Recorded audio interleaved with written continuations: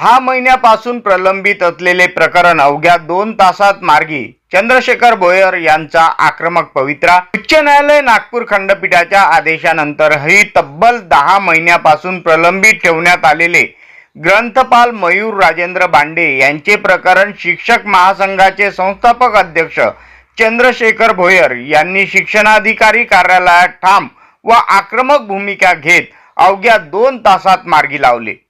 न्यायालयाचा आदेश असूनही संबंधित कर्मचाऱ्याला रुजू करून वेतन देण्यास टाळाटाळ करण्यात येत होती। त्यामुळे मयूर बांडे व त्यांच्या कुटुंबियांवर मानसिक आणि आर्थिक संकट ओढवले होते। कार्यालयात प्रत्यक्ष बसून अधिकाऱ्यांना जाब विचारत चंद्रशेखर भोयर यांनी न्यायालयीन आदेशाची तात्काळ अंमलबजावणी करण्याची मागणी केली। त्यांच्या आक्रमक भूमिकेनंतर अवघ्या 2 तासात 10 महिन्यापासून रडखडलेले प्रकरण मार्गी लागले। अन्याय करणाऱ्यांना यापुढे शिक्षक महासंघ सोडणार नाही। न्यायालयीन आदेशाची अवहेलना करणाऱ्यांना कायद्याच्या चौकटीत उत्तर द्यावेच लागेल, असा इशाराही चंद्रशेखर भोयर यांनी दिला।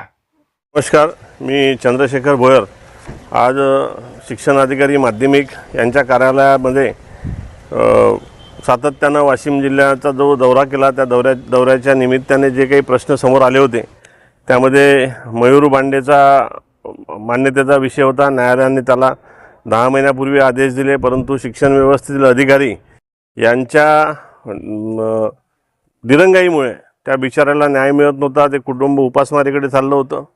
दुसरं या अतिरिक्त शिक्षकांचा प्रश्न होता, त्यांना सामावून घेत नाही, त्यांचे पगार थांबले आहे।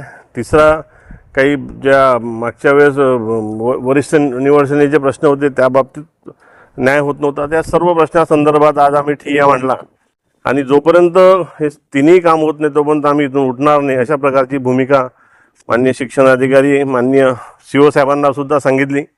आणि खरं सांगायचं झालं तर सीओ साहेबांनी तात्काळ शिक्षण अधिकाऱ्यांना आदेश दिले की तुम्ही आजच्या आज हे आदेश निर्गमित करा। सांगायचं पर्याय हाच आहे की ज्या निष्क्रिय आमदाराला, ज्या निष्क्रिय माणसाला आपण निवडून दिलं ते वाशिम जिल्ह्यातले, वाशिम शहरातले किरण सरनाईक हे स्वतः इथल्या कर्मचाऱ्यांचे, शिक्षकांचे सुद्धा प्रश्न दूर करू शकत नाही। त्यासाठी मला अमरावतीहून इथे यावं लागते। म्हणजे तुम्ही समजा की काय परिस्थिती आहे। त्यामुळे माझी विनंती आहे की आता तरी डोळे उघडा, खोट्या आमिषाला बळी पडू नका, कारण माझी ही शेवटची निवडणूक आहे। त्यानंतर मी कुठली निवडणूक लढणार नाही। आणि कशासाठी लढायचं, कोणासाठी लढायचं?